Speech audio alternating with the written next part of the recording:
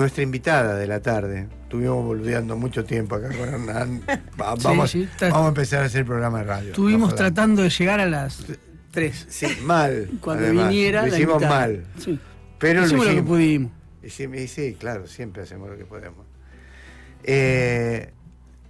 Yo la voy a presentar de una manera, yo no sé si decirlo de esta forma, pero la verdad es que nuestra invitada de hoy es una amiga personal, muy allegada, muy íntima de Nicolás Márquez. Justo. ¿Cómo lo tratás? ¿Qué mal lo tratás? Valeria Di Croce, autora de El Arca de Milei. Lindísimo libro, te digo. Ay, lindísimo libro. Pero además, lo que haces con Márquez es descuartizarlo, hija. Podría haber escrito un libro entero sobre él Márquez, solo. ¿no? En realidad creo que el desafío del libro fue no dedicarle más que un capítulo a cada uno, pero podría tranquilamente hacerse un fascículo de mínima por cada uno de ellos, porque creo que tiene un poco que ver con eso, ¿no? Con recuperar un poco la memoria, porque son todos personajes que se nos aparecen como si no tuvieran un pasado, y que además ellos también trabajan para que nosotros no lo tengamos y no lo recordemos. Y me parece que el desafío un poco en este tiempo es recuperar su pasado, contar de dónde vienen, porque tienen una historia vinculada con lo más nefasto de la historia argentina. En el caso de Márquez, para mí el momento donde él manifiesta por qué hubiera votado a Onganía en los 90... es toda una definición que debería servir para que uno sepa quién es. Y sin embargo, no muchos saben esa historia. Entonces se nos aparece como el biógrafo de Milei, como si hubiera empezado ahí, o como el autor del libro negro de la nueva izquierda, o como suelen decir en la derecha, en esta nueva derecha, como un prolífero escritor. Y uno dice, bueno, pero ¿vieron los libros que escribió? Podríamos decir que hasta es un prestafirma de los genocidas a los que visitaban la cárcel, y traducía en sus libros aquello que estos genocidas no contaban en los juicios de la verdad. Claro. Entonces, la verdad que para mí el desafío con esto que rodea a Milei, más que con Milei mismo, es contar quiénes son, porque tienen un pasado, y es un pasado que le ha hecho mucho daño a la Argentina. Pero además hay en ese capítulo hay una cosa que trasunta perversión, que es el acercamiento de Agustín Laje a Márquez, ¿no? Con sus 15 años. Y la escena. Y la escena es tremenda. Y cómo se acercan. Cómo se acerca, es tremendo. Recordémosle, contémosle un poco a la audiencia. Agustín Márquez, yo creo que en esto de borrar su pasado, también ellos suelen elegir en qué momento su historia comienza. A mí siempre me sorprendió que ellos cuentan su propia historia, ¿no? Construyen una narrativa propia. Entonces, Agustín Laje, en una entrevista que le hacen en Anfibia, cuando él empieza a ser un personaje que resuena en los streams, en el ecosistema mediático digital, como yo le llamo, él cuenta que cuando tenía 15 años, él va a la escuela y en un 24 de marzo, pensemos el contexto kirchnerista, hacía muy poquito tiempo que Néstor Carlos Kirchner había bajado los cuadros en la ESMA, había una recuperación de la agenda vinculada a los derechos humanos y una decisión política de que así fuera. Y él cuenta que un 24 de marzo, él en su escuela, donde estudiaba, en el secundario, con sus 15 años, intenta pegar carteles de aquellas víctimas, dice él, de la subversión. Y que cuando va a pegar esos carteles, se los despegan y los vuelve a pegar, ¿no? La persistencia, plantea él, de defender aquello en lo que él creía. Y que en eso estaba, pasándola muy mal, ¿no? Ese lugar marginal en donde siempre se ubican estos personajes, cuando su abuela le facilita un libro de Márquez y le cuenta que Márquez iba a estar en el Jockey Club de la ciudad de Córdoba. Y entonces él va y se le presenta a Nicolás Márquez, que estaba dando una charla, y le dice, que él había leído sus libros, que le escribía mails, en ese momento no había todavía las redes sociales como hoy, y que quería contactarse con él. Y le manda un trabajo que él había hecho, que termina siendo el primer libro de Agustín Laje, y a partir de ahí inician, ¿no? Como pensemos que le lleva 15 años, en ese momento Nicolás Márquez tenía 31 años, y a partir de ahí construyen esta coautoría de libros vinculados al terrorismo de Estado, y se hacen muy exitosos en esa esfera, digo, uso el término exitosos porque esa esfera lo amerita, construyendo este perfil de coautoría con el libro negro de la nueva izquierda, que es un libro que ellos publican en 2016, que no tiene tanto éxito en la República Argentina, sí a nivel latinoamericano, financiado por estas fundaciones norteamericanas. Ellos estudian juntos, siempre dicen que estudian en la Universidad de la Defensa en Estados Unidos, pero que en realidad no es una universidad, sino que es un seminario de antiterrorismo que se dicta, que también hizo Victoria Villarroel cuando era amiga de ambos dos, porque ellos tenían como ese triángulo de convivencia. Y en realidad es un instituto que beca a jóvenes y personas vinculadas a la derecha y las nutre de estas herramientas vinculadas al discurso de lo que se da en llamar las nuevas derechas. Y el libro estalla así en Argentina en 2018 cuando se discute la ley de interrupción voluntaria del embarazo durante el gobierno de Macri, que lo presentan en la Feria del Libro 2 años después de que hubiera salido, ¿no? Y en ese contexto sí construyen este escenario de que un grupo de feministas fueron a la exposición de la Feria del Libro, que además la auspiciaba un grupo de jóvenes ultracatólicos, que son los mismos que le dieron espacio en el Auditorio Belgrano, cuando ellos hicieron algunas presentaciones con Javier Milei, allá por 2019. Laje venía de tradición, familia y propiedad. Sí. ¿Márquez de dónde viene? Él cuenta en una... Porque, a ver, lo que te voy a decir es esto. Yo que viví el gobierno del cursillista, el gobierno de Currech, le decíamos nosotros, porque era cortito y con botas. Como se usaban las colleras cortitas con botas, nosotros a Onganía, Juan Carlos Onganía, le decíamos Currech. Las razones que él da para votarlo a Onganía no tienen mucho que ver con lo que Onganía, no con lo que Onganía fue en realidad, sino con lo que defendía a Onganía. Porque entre otras cosas, Onganía, mal que mal, era un tipo que era nacionalista. Y Márquez expresa de alguna manera un nacionalismo lábil. Por eso te pregunto, ¿de dónde viene? Él es más confuso que Laje en contar su pasado, ¿no? En esto de cómo construyen su narrativa. Para mí, su mayor extensión en quién quería ser él, en de dónde viene, él es marplatense, en realidad vivió en Mar del Plata, no es marplatense, es más del conurbano. No quiero pifiarle, creo que nació en Berazategui o en alguna localidad del conurbano, se traslada a Mar del Plata. Y él lo que le cuenta en una entrevista que le da al diario El País, esas entrevistas extensas que hicieron del País con algunos de los miembros que rodeaban a Milei, él cuenta que él vivía en Mar del Plata y lo que él quería en realidad era pertenecer al Opus.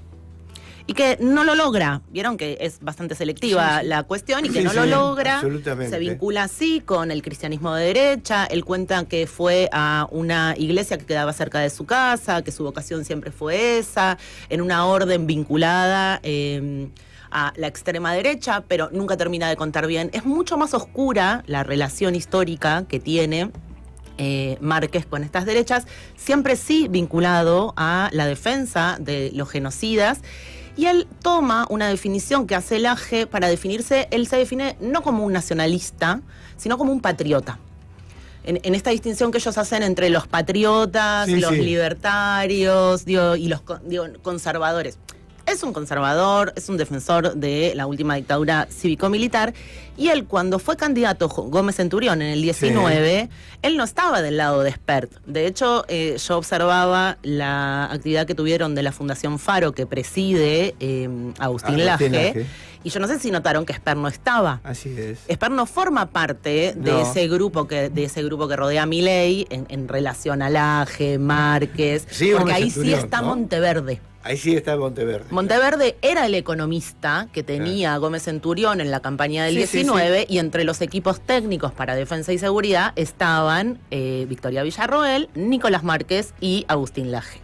Y ellos sí levantaban ya en el 2019 esta bandera de Dios, Patria y Familia, ahora vinculada a esta agrupación de Daniel Parisini, Agustín Romo, que es las Fuerzas del Cielo. Pero ese era el eslogan de campaña del 19 de Gómez Centurión, que tenía a Cynthia Houghton, los evangélicos que se habían ido de Juntos por el Cambio, de Cambiemos en ese momento, enojados por el debate de la interrupción voluntaria del embarazo. Pero él viene más de ese grupo más conservador, con vínculos con Alejandro Chaufman, que era quien estaba vinculado a la Sociedad de Montpellerín. Y todo lo que es la Fundación Atlas. Tienen como más ese vínculo con Fundación Libertad y Progreso, donde está Agustín Echevarne. Digo, es el núcleo más conservador, y si uno se pone a ver quiénes son las autoridades de esas fundaciones, son todos exfuncionarios de la última dictadura cívico-militar. Valeria, ¿por qué estos personajes que antes podrían haber sido intelectuales minoritarios, ¿no? Perdidos, olvidados, tienen tanta fama hoy? ¿Y cómo la fueron construyendo? Yo creo, y es algo que medio me desvela, que no se puede pensar a Milei. Bueno, te lo dije cuando leí tu libro sobre peronismo, que es ese momento de donde vos hablás de la singularidad de este tiempo y de tal vez la única cuestión que uno ve como novedosa en Milei, que es su vínculo con el capitalismo de plataformas, con todo este ecosistema mediático digital, y con este momento, a nivel global, estas nuevas derechas están muy vinculadas con un momento y con un tiempo, un clima de época que tiene que ver con la pérdida de autoridad de las voces, ¿no? De los intelectuales, de la ciencia, no porque hayan sido malos sus trabajos, sino porque ese capitalismo de plataforma que extrae datos necesita desautorizar a las voces que puedan decir que sí hay alternativa. Digo, es como el revival de ese Tina, de ese No hay alternativa de Margaret Thatcher, en donde la forma de imponer que no la hay es atacar a las universidades, a las voces que pueden generar pensamiento crítico. Porque el sistema de plataformas necesita imponer una sola verdad. Pero también el progresismo cede.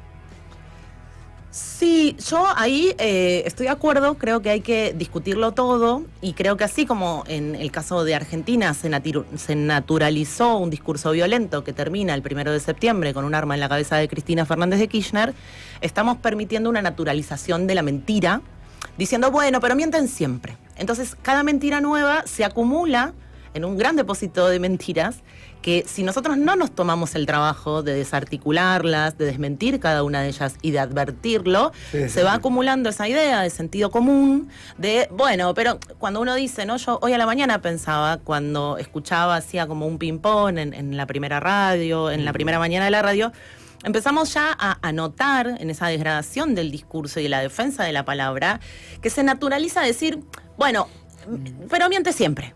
Y entonces no es grave que haga un video editado el gobernador porque ya hizo uno editado en inteligencia artificial de Macri, porque ya hizo uno sobre la periodista Julia Mengolini, y es grave siempre.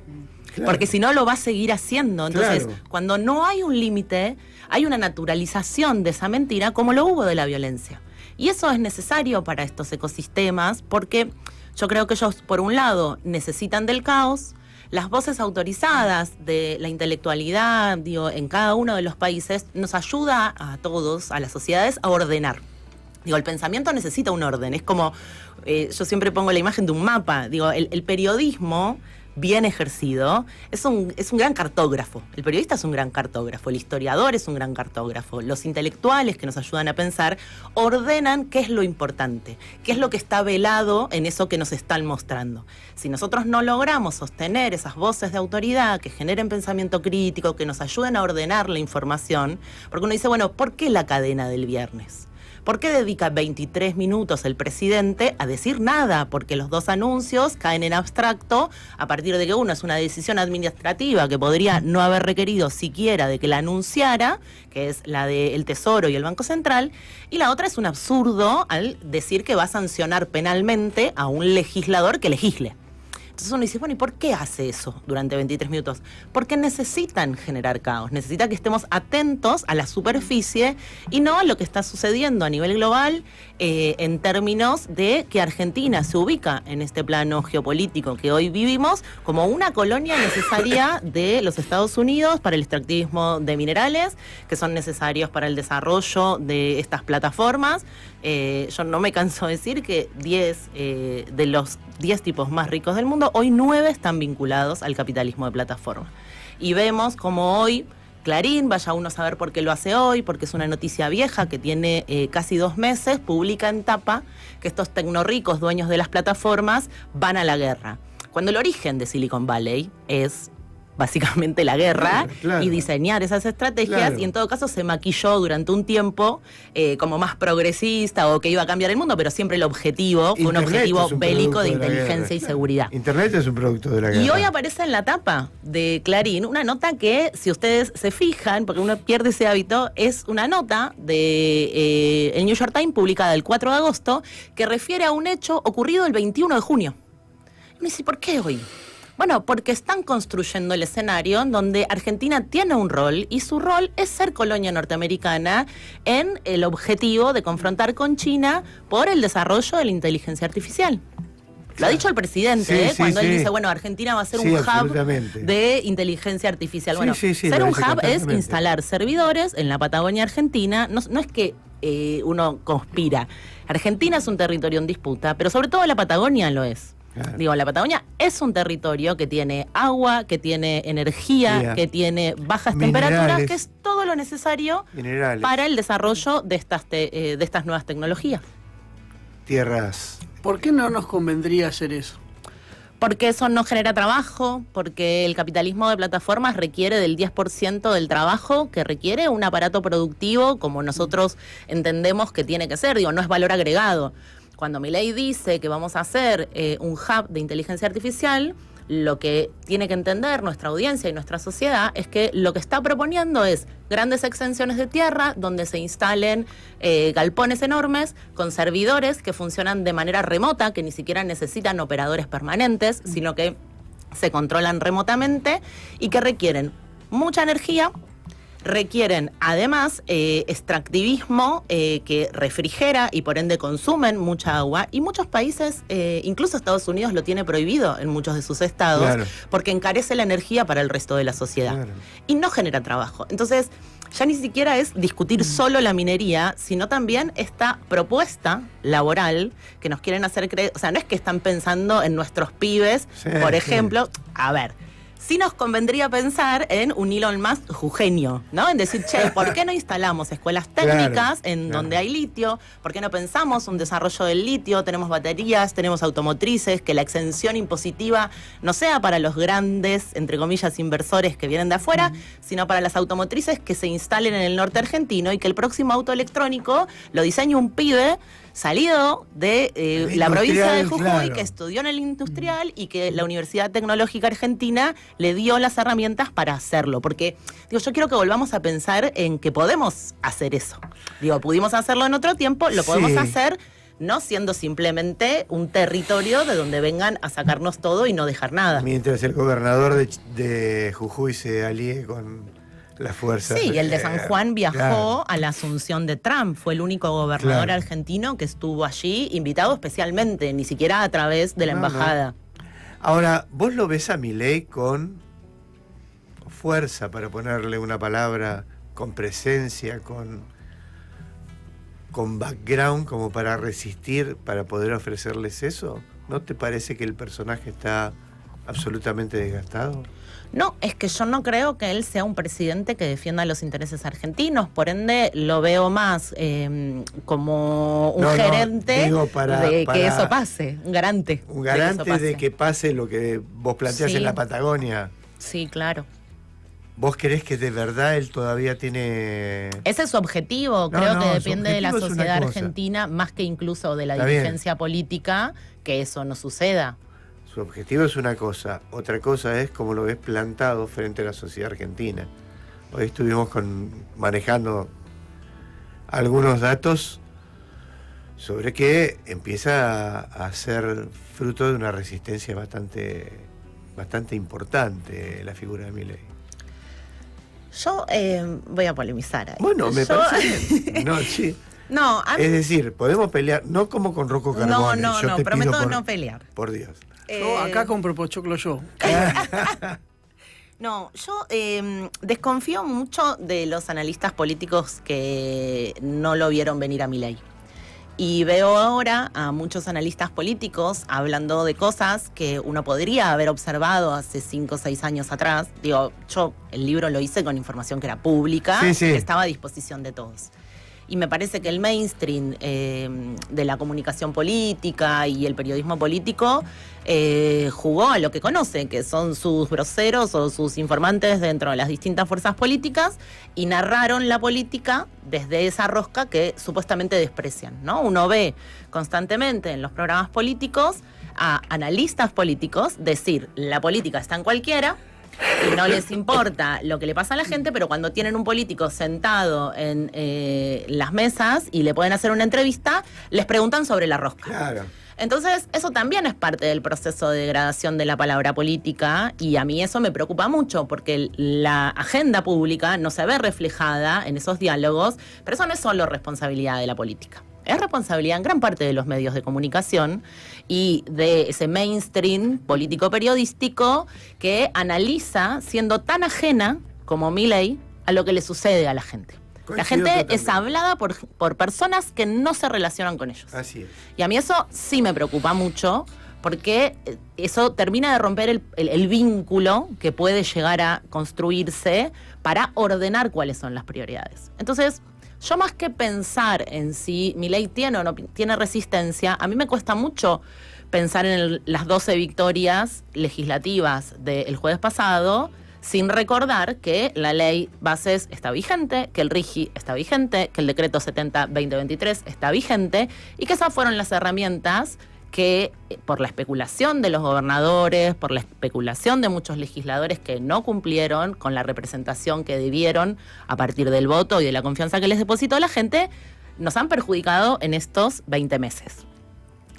Entonces, a mí lo de la resistencia a Milei en un contexto electoral, y no sé, yo la verdad que veo más esa resistencia, como me pasó en el macrismo, en colectivos que se construyen desde la cotidianidad y desde la realidad, como fue la primera marcha que hubo contra Macri. No la hace la CGT, la hacen las mujeres, sí, en defensa de sus derechos, y salen a la calle y fueron las primeras en movilizarse, construyendo un sujeto político en la calle que no existía.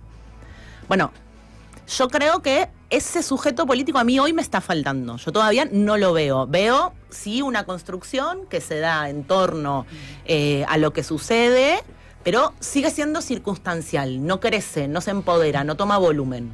Digo, ¿por qué? Porque cada uno sigue cuidando su sector. En tanto no haya una posibilidad de pensarse más allá de la defensa sectorial, va a ser muy difícil. Y ahí sí yo veo un proceso muy parecido al de los 90. Muy parecido, que llevó mucho tiempo. Digo, yo soy neuquina, soy patagónica, y mucho de lo que yo veo hoy acá es similar a lo que veía estando en Neuquén, que uno veía la privatización de YPF, los despidos, la degradación de la sociedad en los 90, y prendía la tele y veía gente viajando a Miami llenando valijas. Es lo mismo que veo hoy. Digo, ahí sí yo encuentro algo muy parecido, que es la tele sigue mostrando, y el aparato hegemónico comunicacional, a la clase media porteña. Sí. Y va a mostrar otra cosa cuando le sirva para sus intereses. Cuando tenga que negociar Telecom en el caso de Clarín, cuando, digo, cada uno defiende sus intereses. ¿No crees que esos intereses preferirían un presidente de un poder político más estable? Desearía que sí. Yo creo que hay una pelea que nosotros no terminamos de visibilizar entre un viejo círculo rojo, que era el círculo rojo que lo lleva a Macri a la presidencia, y uno nuevo que tiene otro perfil, pienso en Galperín, y además porque veo que es algo que ha ido pasando. Cuando uno piensa en parece que no tiene que ver, pero para mí tiene mucho que ver. Cuando uno piensa en Davos, en el foro de Davos y en las 2 participaciones de Milei allí, y a veces se analiza eso como, bueno, está con los tipos más ricos del mundo. Eso es falso. Los tipos más ricos del mundo no van al foro de Davos. No, claro. Los que hoy son los más ricos, digo, esa es la vieja estructura que combaten los tecnoliberales, estos libertarios que construyen un nuevo escenario y que cuestionan la idea no solo de justicia social, sino de responsabilidad social empresaria. Entonces, de repente uno se encuentra en un tiempo histórico en donde para enfrentar a las criptomonedas hay que defender el sistema tradicional de la banca. Y yo no quiero ninguna de las 2 cosas, digo, me gustaría pensar en una alternativa para no favorecer a los tecnorricos, a los Peter Thiel, Elon Musk, digo, todos estos que estuvieron en la asunción de Donald Trump. Parecería que hay que defender, ¿no?, a Bill Gates. Y no sé, por ahí no es ninguna de esas 2 cosas. Y ahí sí yo veo una decadencia de Occidente, una defensa a ultranza de un capitalismo que no quiere morir y que obtiene ganancias de estos nuevos ricos que confrontan a aquellos otros. O sea, Davos hoy no es la representación del poder real a nivel global. No, claro. Entonces, es un fenómeno que no solo se da en Argentina, sino que se está dando a nivel global. Silicon Valley disputa el poder de Washington. Digo, ese poder político y el universitario, porque ellos se creen el verdadero faro de Occidente y así lo manifiestan en sus escritos. Está bien, pero del otro lado está China, que dice que en diciembre le va a quitar absolutamente todas las ¿cómo se llama? O sea, las tasas para ingresar a todos los países que sean países en desarrollo. Por eso no veo ilógico la decisión de hoy de Clarín de poner en tapa a los generales de Silicon Valley, porque en la última oración de la nota se plantea que eso es parte del enfrentamiento de seguridad norteamericano y de cómo juraron estos tenientes generales vestidos de fajina, porque la foto es esa, uno ve a los directivos de OpenAI, de Meta, de Palantir, vestidos de soldado, jurando defender la seguridad nacional. Y en la última oración de esa nota se plantea, se viene una confrontación con China a partir de que Nvidia va a tener que empezar a dejar ganancias en Estados Unidos. Digo, la pelea es por claramente los chips necesarios para el desarrollo de la inteligencia artificial. Y todos somos parte expectante, sin comprender mucho, de esa pelea a escala planetaria. Pero la China tiene los chips necesarios. Claro. Y Estados Unidos necesita ese desarrollo tecnológico. Claro. Entonces, cuando uno ve que entre los 10 tipos más ricos, el 9º es el dueño de Nvidia. Los otros 8 están todos instalados en los Estados Unidos. Bueno, se necesitan todos. ¿Quién gana? La pulseada es esa. Claro. Y nosotros ahí mucho juego no tenemos más que aportar, como le dicen ahora, a las mismas tierras que estuvieron siempre, tierras raras. Vieron que ahora le dicen tierras raras, son las mismas de siempre, digo, nada más que ahora le ponen otro nombre porque las necesitan y entonces las valorizan de otra manera. O sea que vos estás convencida de que Milei llegó para quedarse. Que esa es su intención, sí. Confío mucho en el pueblo argentino. Yo atravesé el 2001, soy nacida en la dictadura, soy peronista. Digo, el 2001 tardó 10 años. Tardó mucho, 14 años. Yo le prometí a Mateo, a tu fan, mi niño de 12, le prometí que no iban a pasar. Yo el día que ganó Milei, le prometí eso. Le dije que yo tenía 10 años, como tenía él cuando ganó Milei. Yo tenía 10 cuando ganó Menem. Y lo que le prometí era que no iban a pasar 14 años y le dije que valía la pena defender aquello en lo que uno cree independientemente de las circunstancias. Y sigo convencida de lo mismo, si no, no estaría acá discutiendo sobre esto. Una de las frases que más me impresionó de Milei, sino de su círculo, es la atención con la cual estudiaron la forma que dio el kirchnerismo a la batalla cultural. Fascinados. De hecho, el vocero presidencial todos los viernes, ya me vi los 3 completos, va por el tercero, este viernes es el 4, hace fake 7-8, con la misma estética, con la misma lógica, digo, se apropian de eso. el propio Laje cuenta y es verdad, porque uno cuando lee su libro, lee La batalla cultural, da cuenta de que los leyó Laclau, leyó Chantal, habla de populismo, lo entiende, lo comprende, lo procesa, lo utiliza. Cuando uno podía escuchar la misa, cuando estaba en el Madero Radio, la emisora de la derecha diario, del grupo de Cerimedo, de Madero Group, en la misa permanentemente hablaban de cuál era el desafío una vez que ganara Milei, y era no quedarse a mitad de camino, no ser tibio, no ser esa derecha cobarde que había sido Macri, y que no les importara el republicanismo y que no les importaran las formas. Digo, ellos no cuestionan las formas del kirchnerismo, ellos cuestionan ideológicamente lo que representa el campo nacional y popular, pero no sus formas, y las llevan a un extremo que a veces es agobiante. A mí, que los escucho, que trato de ver en qué andan y consumo lo que ellos producen, es muy abrumador, porque además, si uno no los tiene... yo a veces escucho que dicen, bueno, y una cuenta, y esa cuenta en realidad es Escuela Austríaca, que es una cuenta que el presidente valida constantemente, que es un joven colombiano que estudió economía en la Universidad de Buenos Aires y hoy postea sin ningún prurito que ojalá deporten a todos los extranjeros que vinieron a estudiar a la Argentina. Entonces, hay ahí un tema. Santiago Bería no es solo el videasta de Milei, es el nieto de quien fue candidato a vicepresidente por la UCD tras el retorno de la democracia. Todos tienen una historia de rencores, odios y marginalidades que los vuelven más peligrosos por el desconocimiento que tenemos de ellos. Por eso me parece importante saber quiénes son. Ahora, absolutamente. Hagamos una cosa. Sí. Bien, volvemos. Te pido disculpas, tenemos algunos inconvenientes. No es nuestro operador habitual. Este es un operador de verdad, el otro no existe. Nunca pelearse con los operadores. ¿Operadores? No jamás. El operador es el mejor amigo del perro. Exactamente. Yo soy del perro Berbisky, porque en la 530 Salón Electoral también.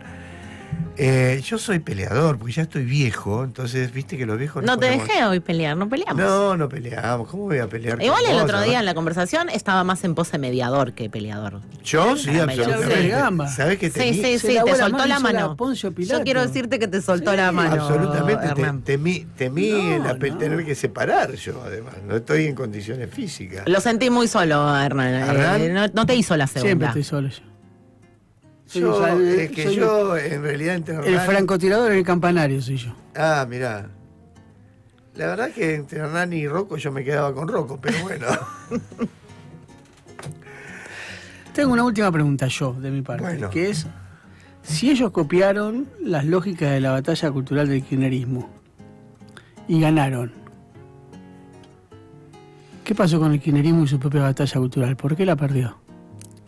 Yo no creo que haya un ganador definitivo de la batalla cultural. Creo sí que la militancia del campo nacional y popular, porque no creo que sea solo responsabilidad del kirchnerismo, sino en general de todos aquellos que dicen defender... Pero el kirchnerismo no es la dirigencia. No, es por eso digo... Pero creo que es algo de todo el campo nacional y popular. Creo que un poco la apelación de Cristina a retornar a la militancia, dejando de lado lo electoral, tiene que ver con una construcción mucho más de largo plazo. Creo que hay que reconstruir un montón en términos de narrativa. Para dar una pelea uno tiene que saber qué está defendiendo. Y yo creo que hay un punto en donde eso quedó como velado. Y hay una generación entera, pensemos en los pibes, yo tengo alumnos que nacieron en el 2000, que me preguntaban qué era, por ejemplo, un patacón, me preguntaron si cuando cae de la Rúa cayeron todos los gobernadores. Bueno, a mí eso me preocupa mucho, como docente, como, militante del campo nacional y popular, porque si pibes comprometidos, estoy hablando de pibes militantes, pibes con responsabilidades, con un compromiso en la defensa de lo que consideran el lugar de nacimiento, su patria, desconocen la historia reciente. Y creo que ahí hay un error de todo el campo nacional y popular de construir una narrativa que empezó el 19 de diciembre del 2001. Para mí, la decadencia del neoliberalismo y lo que sucede en los años del kirchnerismo tiene mucho más que ver con lo que había pasado antes del 19 y del 20 de diciembre. Ahora, ¿no crees que una batalla cultural basada en el pasado no le lleva a la de perder con una batalla cultural que promete futuro? Es que... sí. ¿No crees que al movimiento nacional y popular le falta proponer futuro? Yo creo su batalla cultural, ¿no? Sí, yo creo que a veces uno piensa que el pasado está anclado en algo nostálgico, ¿no? Como algo inmóvil. Y yo creo que la historia es un terreno en disputa. Y que si uno asume que el pasado no es nostálgico, yo no quiero volver ni al 2003 ni al 45. Un amigo mío que se llama Veloso Monti dice que no hay que hacer revisionismo histórico, sino retrofuturismo, que es volver del pasado al futuro permanentemente. A mí me parece que eso el kirchnerismo lo hizo muy bien, pero que en algún punto dejó de hacerlo. Yo creo que cuando vinculaba a Juana Zurduy con Cristina Fernández de Kirchner, me parece que lo hacía bien. Y me parece que ahora no encontró esa nueva posibilidad de prometer futuro. Aunque sean las mismas personalidades. Pero hay como una especie de retroalimentación de nuestra propia batalla cultural en el pasado. Hay una parte de eso en la que puedo coincidir, pero me parece que cometemos a veces el error de creer que en la cancha estamos solo nosotros. Y me parece que hay un trabajo muy fuerte, muy importante, de los otros jugadores, ¿no? Porque también hay arqueros del otro equipo, hay hinchada, hay árbitros que inclinan la cancha, que ayudan a que ese momento maravilloso que fue el 2010... Y además el peronismo siempre juega de visitante en la Argentina. Siempre, aunque no debería ser así. Pero para mí el 2010, el 25 de mayo del 2010, simbólicamente tiene algo de una potencia que no logramos dimensionar. Y que no fuimos tan conscientes todos y todas de lo que se puso ahí en juego. La escena del mapping en el Cabildo, en donde se estaba discutiendo el mitrismo. Y para quienes amamos nuestro país y la patria y la historia, y sabemos que sin esa pelea no se podía construir nada a futuro, porque la discusión sigue siendo la misma que hace 200 años atrás. Comprenderla y ponerla sobre la mesa para pelear y para discutir y para decir, bueno, acá están, estas son las cartas, para que después no venga un Milei y nos diga que Alberdi dice lo que él quiere que dice. Bueno, había que dar esa discusión. Y ese día, luego de toda esa escena maravillosa de los presidentes latinoamericanos, de recuperar el concepto de patria grande, que implicaba pensar a futuro y construir en perspectiva, millones de personas estaban cantando los olimareños en la 9 de julio. Y yo me cansé de escuchar a compañeros que decían, uy, otra vez los olimareños, tenemos que renovar. Pareciera ser que escuchar a Woz con el indio es la opción para construir futuro. Y sin embargo, Woz habla de Atahualpa Yupanqui. Y el indio recupera la narrativa que es parte de su historia musical. Entonces, ninguno de ellos rechaza el pasado para construir algo nuevo. A mí me parece que el desafío es recuperar aquello que es nuestra identidad, que nos hace sentir orgullosos y no esconder la cabeza cuando te dicen, vos sos chorro. No, hay que darse vuelta y decir, ¿yo por qué? ¿En qué te basás? ¿Por qué Cristina está? Y hay que discutirlo todo el tiempo. Yo creo que esa consigna que fue parte del feminismo y de las peleas del feminismo durante el macrismo, que era vamos a discutirlo todo, no tiene que ver con el trotskismo. Tiene que ver, vamos a discutir todo aquello que merece ser discutido y merece ser transformado. Y me parece que tal vez ese sea el desafío, no repetir lógicas y creer que hablando como hace 40 años atrás, 50 años atrás, vamos a recuperar algo del peronismo. No, hay que interpelar a los pibes, pero para eso hay que hacerlos sentir parte de una historia que se construye colectivamente. Y no creo que nadie tenga hoy todavía esa representación. No quiere decir que no esté, que no exista. Néstor no existía en la órbita de nadie 5 minutos antes de las elecciones. Y de repente se descubrió. Bueno, por eso hay que seguir dando testimonio de este tiempo hasta que alguien sea capaz de traducir eso en una narrativa que nos convoque a todos y todas mucho más a los pibes y pibas, pero porque son ellos también quien creo que en este momento ven por primera vez en riesgo la democracia. Hasta hace 2 meses atrás, para mí, para muchos pibes y pibas, la democracia era un significante vacío. Y nosotros repetíamos que había que defender la democracia, y los pibes no entendían muy bien qué era eso, porque venía dado. Bueno, cuando un sector de pibes que militan en el campo nacional y popular ven a Cristina presa, empiezan a entender que, bueno, tiene consecuencias el autoritarismo, tiene consecuencias dejar pasar una y otra cosa, tiene consecuencias vivir en un país donde no hay un poder judicial que le permita la distribución de la riqueza a nadie. Porque no es un problema ya de Milei, ni aunque mañana Milei no esté, este país se resuelve si no se resuelve la situación de la concentración del poder y de los manejos del poder judicial en la Argentina. Coincido absolutamente. Entonces, con un chupamela agregado de los invitados. No, con un agregado. Lo que vos planteás fue la derrota de mi generación después de haber ganado la batalla del proceso. Digo, recuperar la democracia para nosotros fue ganarles la batalla. Cuando le ganamos la batalla, le entregamos los instrumentos, las herramientas de construcción de sentido. Y esa es la primera derrota de lo que vos hoy te planteás con que nos está faltando. Y agrego una cosa muy cortita en eso, que también es parte de la respuesta a Hernán. Yo sí hay algo que le agradecí al kirchnerismo, es el reencuentro con la generación de mi viejo. Claro. Digo, haber podido llenar de significado todo aquello que era un significante vacío.